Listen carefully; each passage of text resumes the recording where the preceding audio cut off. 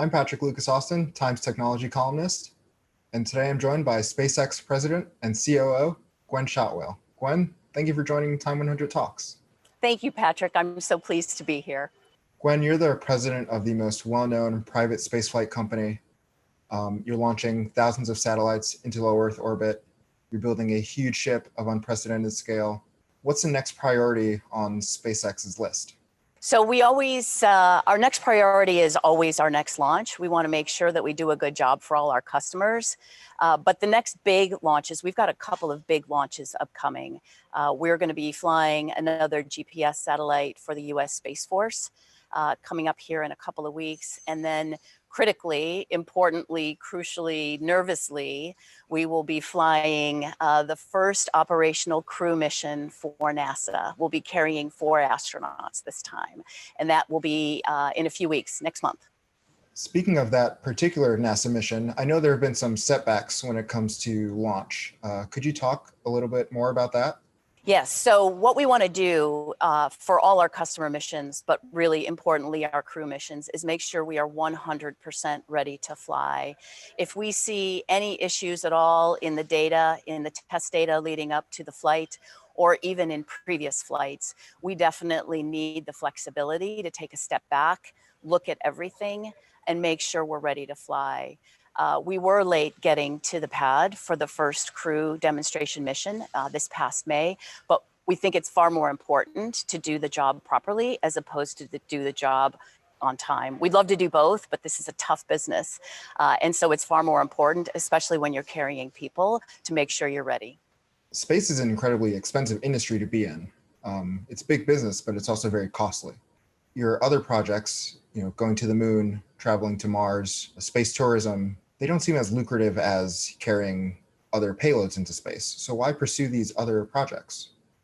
So we were founded, Patrick, Elon founded this company with the entire purpose of building a space transportation capability that would allow humans to move to other planets. And I remember when I was interviewing with Elon in 2002, and he had such a ambitious goal. It sounded absolutely insane at the time.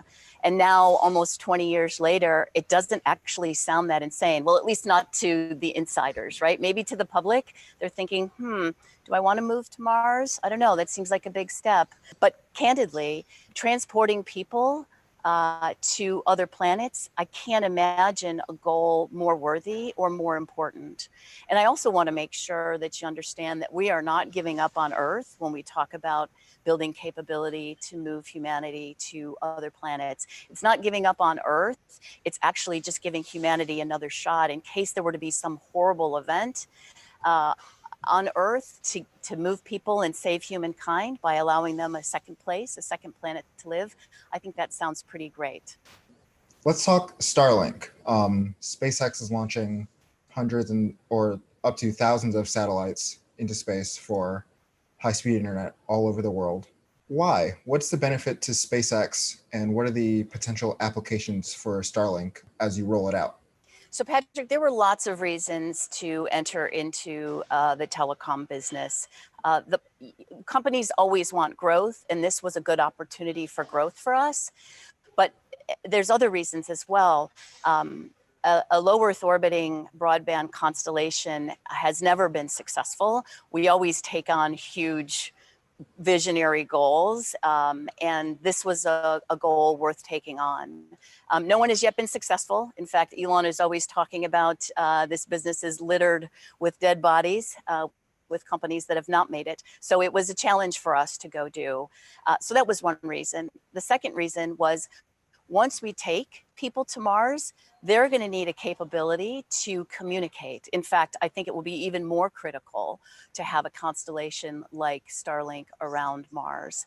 And then, of course, you need to connect the 2 planets as well. So we need to make sure we have robust telecom between Mars and back in Earth. And then finally, and I don't know that we thought about this initially, but it has certainly been in the forefront of our minds recently, a low Earth orbiting constellation doesn't pick cities to fly over. We fly over the entire globe. And Starlink offers the opportunity for people who have never had an opportunity to be connected. it was one of those things, Patrick, that we really didn't think about, or at least I didn't. Maybe Elon did. Maybe some of our employees thought about it, but it's really hit home in the last couple of months.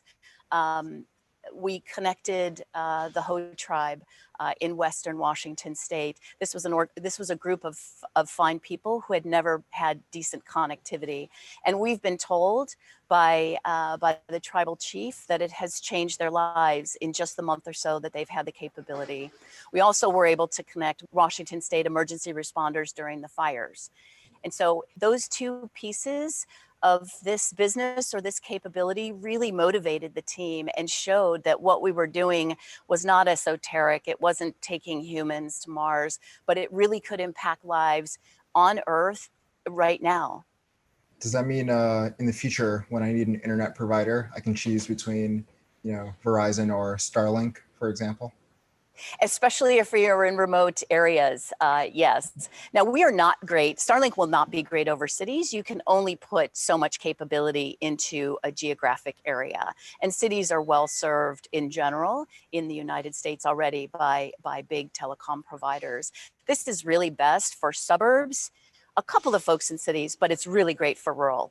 I live in Central Texas. I've got a ranch out there, and my internet is terrible. And I pay way too much money for really terrible internet. You mentioned that Elon noted the space is sort of littered with dead companies. In a more literal sense, space is littered with a lot of dead things. I'm talking like space debris. Is SpaceX considering any new technology or even new policy to combat the introduction of even more space debris as you launch more rockets and more satellites? In fact, the Starlink program was a great opportunity for us to have a pretty big voice in that and also learn our own lessons. We originally started this constellation at a much higher altitude. That was what we had applied our license to. But when we found that satellites at that higher altitude could be in orbit for centuries or millennia, that didn't sound great to us because there will always be failures of satellites. As you mentioned, there's rocket bodies littering the space environment and dead satellites littering the space environment. And so we've requested to bring the entire constellation to a lower altitude so that these satellites decay much quicker. And in fact, we inject into a lower altitude. So if for whatever reason, right after launch, they're not working well, they come back to Earth. They break up, of course, but they basically leave their orbital positions very quickly. And then I do want to put in a plug for Starship here. Starship is an extraordinary new vehicle capability. Not only will it decrease the costs of access to space, it's the vehicle that would transport people from Earth to Mars, but it also has the capability of taking cargo and crew at the same time. And so it's quite possible that we could leverage Starship to go to some of these dead rocket bodies, other people's rockets, of course, basically go pick up some of this junk in outer space. It's not easy. It's not going to be easy, but I do believe that Starship offers the possibility of going and doing that. And I'm really excited about it. SpaceX recently secured a pretty lucrative contract with the Department of Defense to build missile tracking satellites. I'm curious as to how important the national security industry is to SpaceX's future.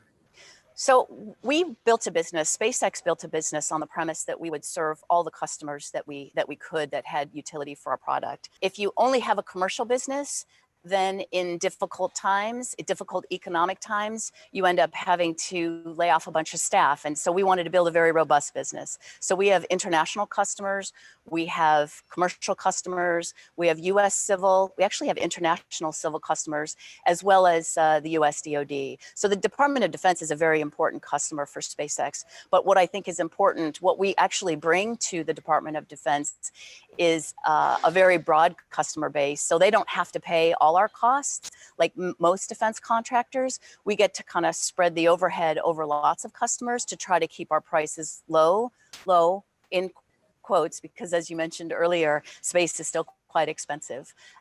So I think it's really important to have lots of different customers. It's really the responsible way to have a business, I think. Does that broad customer base make it easier for you to entertain the ideas like space tourism and travel to Mars? So space tourism is an interesting business area. The market is not there yet, and we have never counted on tourism as a market for our business. I do believe that it will be a business. I do believe it will be a great business. And I think it would be great for people to have the opportunity not only to travel across the globe and around the globe here on Earth, but also to be able to travel to low Earth orbit and other planets. And you know, the important thing about what we're trying to do with rockets is to make sure that both the first stage and the second stage are fully reusable. Think about the cost of air travel if you only use the airplane once and then tossed it. Most people would not be able to afford air travel. Most people right now, like the vast majority of people, cannot afford space travel because rockets have always been throwaways after the first mission. So our focus on reusability is key to allow more people to have that experience. It's still expensive, but we're working on it. We'll achieve our goal when space travel is as inexpensive as air travel, and we certainly hope to get there. Have your employees voiced any concerns about working on a military contract? You know, I've had a few employees just ask questions. I've not had anyone express any concern about the work that we are doing. They have expressed some concern about building weapon systems, but we're not doing that. We're providing space transportation capabilities. Even the satellites for missile tracking, we're there to watch what's happening on the globe and basically detect and track any incoming missiles. Candidly, I'm on Team USA, and I think a strong military is the greatest way to be able to peacefully negotiate settlements when inevitably that occurs. So I'm deeply grateful for the U.S. military and for the fact that they want to work with us. I think working with us can help them understand new ways of doing business, decreasing the cost. I think is also important so that tax dollars can go to other very important projects as well. Today we're talking about the future of space exploration. What sort of advancements or accomplishments are likely to happen in the next 10 years that might surprise somebody watching today? What do they not know is happening right now?